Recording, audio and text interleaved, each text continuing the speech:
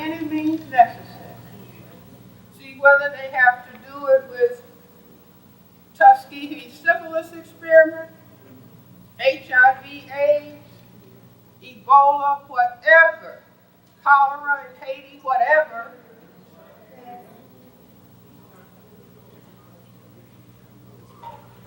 for their survival.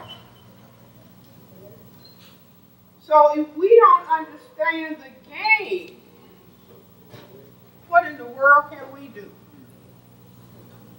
You see, but once black men understand the game, basketball is a game about tactics and strategy. Football is about tactics and strategy. So all the person wants to know is what's the game, how is it played, what are the rules? But we have been deceived, so we haven't understood what the game is all about.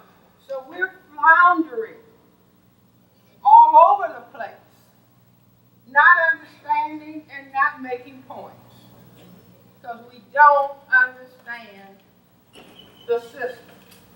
And I maintain, for those who want to do something about this critical situation, Neely Fuller has said, there are 4 possible ways that a victim of a system can respond.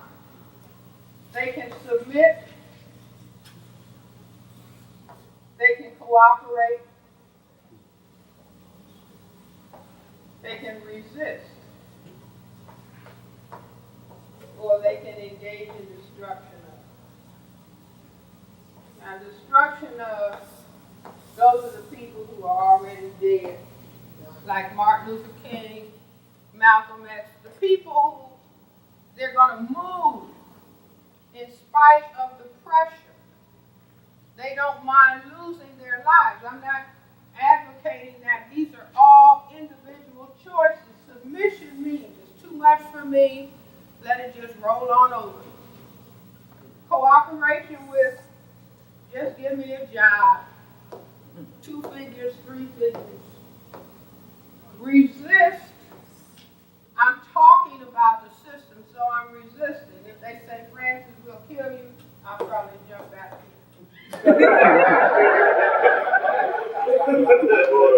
It's all a matter of choice. You see, but at least to be consciously aware of what is going on. Like Neely Fuller says, who is an Uncle Tom? The person you see when you brush your teeth. That means, see how I know? That's just cooperating with the system. The slave master told Uncle Tom to take some other slaves to another plantation. He didn't run away. He said, I gave my word, so I go back to the plantation. The slave master did him in, but he was cooperating. See, if you stop at a red light, you're cooperating. If you stop at the cashier in the supermarket, see, you're owed everything free. Every black person is due several $1 trillion for what happened to us. You see, but so you pay at the cashier. You stop at the red light. We're into cooperation with, but people can decide to resist. I say talking about what the system is really all about.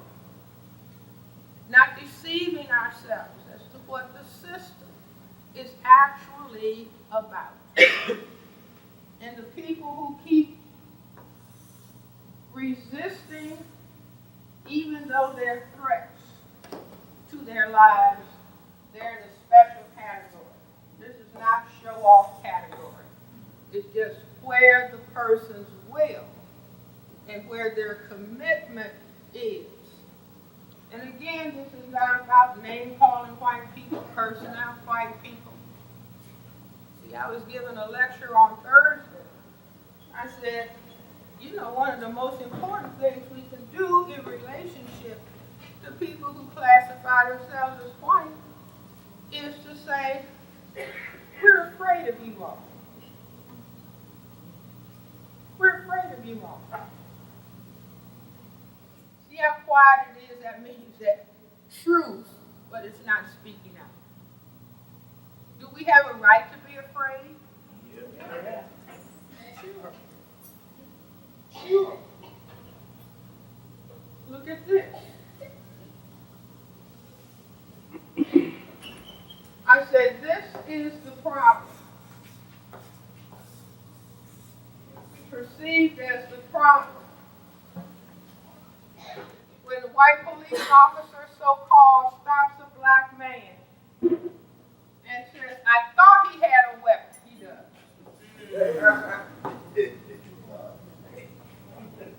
It's genetic power. You see, think of all the cases. I thought he had a weapon. The man just had his wallet in his hand or his keys. I thought he had a weapon. And that's enough for the person to do what? See, this is a front view of male genitalia. This is a lateral view. If you turn that around 90 degrees, you get this. What does that look like? And what is the gun called in the system? The great equalizer. Meaning, you have weapon can annihilate me. Must create weapon can do same thing. You see, so where is the gun worn? One on each side. That's just like this.